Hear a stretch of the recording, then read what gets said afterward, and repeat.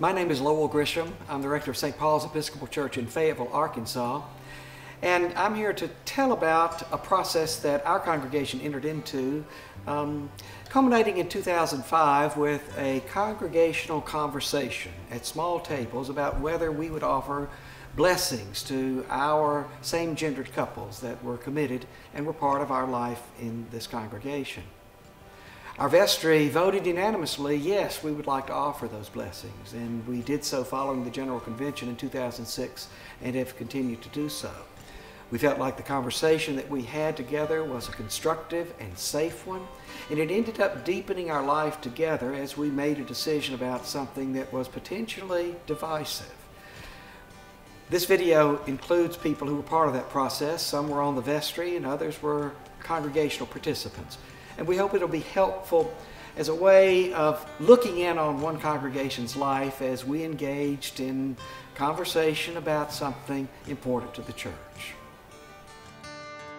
Well, thank you everybody who came here today to help share some of St. Paul's story about what happened to us over a period of years when we first began talking about whether we would like to offer pastoral blessings to the couples in our congregation who are in committed, lifelong, same-gender relationships. We really started that conversation because we've got a number of long-term committed gay couples who were just part of our community, worshiping with us, serving in our ministries, and so we started by asking the question, can we start to talk about this? You all remember that survey? Oh, yeah. Yes. It was a very frustrating survey for some of us. There were a number of us, and you've given us this statistic that it was pretty high, that were very much in favor of the blessing. And then when we had the vote, and it seemed like more of us were in favor of it than not, and then we decided not to start the conversation just yet. It was frustrating for a lot of people, gay and straight. They were ready to move into that process.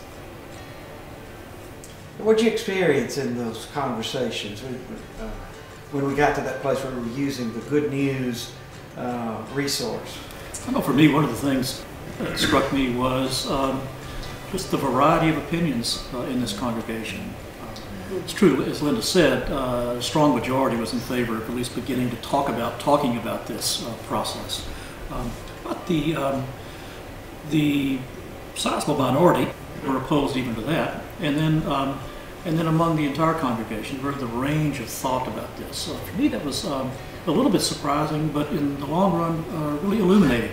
It made me understand that a community of this size really is very diverse. Not just in their makeup, but in their thoughts and their ideas about these very contentious issues. I think the thing that we really did right was fear comes from the unknown.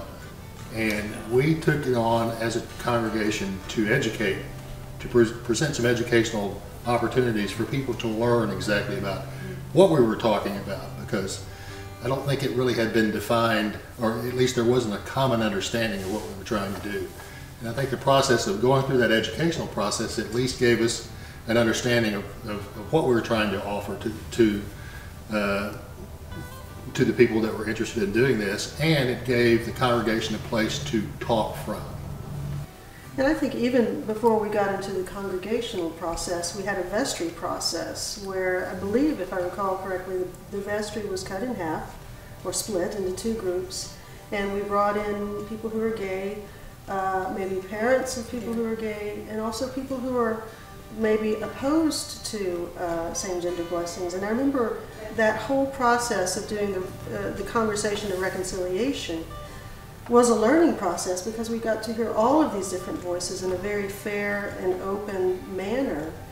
And that to me was so meaningful. And then by going through that process as a vestry, taking that then to the congregation, just allowed us all, who ended up being facilitators, to be that much more prepared to lead or help facilitate those conversations. Well, we were invited to come as parents of a lesbian daughter, and I thought a lot about it before I came, And the one thing I kept hearing is, what about the children? Just, what are the children going to think? What are the children going to see? And the more I thought about it, the children, I thought, this is the best gift we can give our children. As a Christian church, to honor each other and to see people as being different, but the same too. And I thought that was the most important thing this church could do, is to let little children, because if you look at the figures that say often 1 out of every 12 people is a gay or lesbian person, we've got a whole lot of little kids in this church.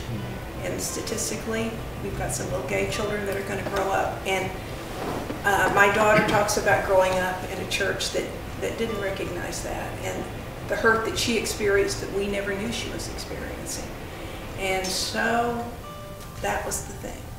Think about the children, and I think we did think about the children here.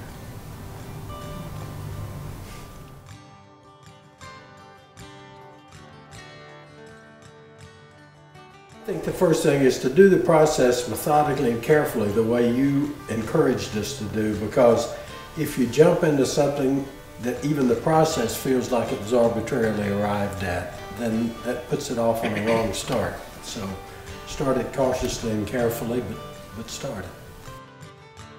I guess I would say have the conversation and allow all the sides to have a voice in that conversation. I would say you'll be amazed at how much you will grow as a human being by talking honestly and openly to someone who has a different opinion than you have.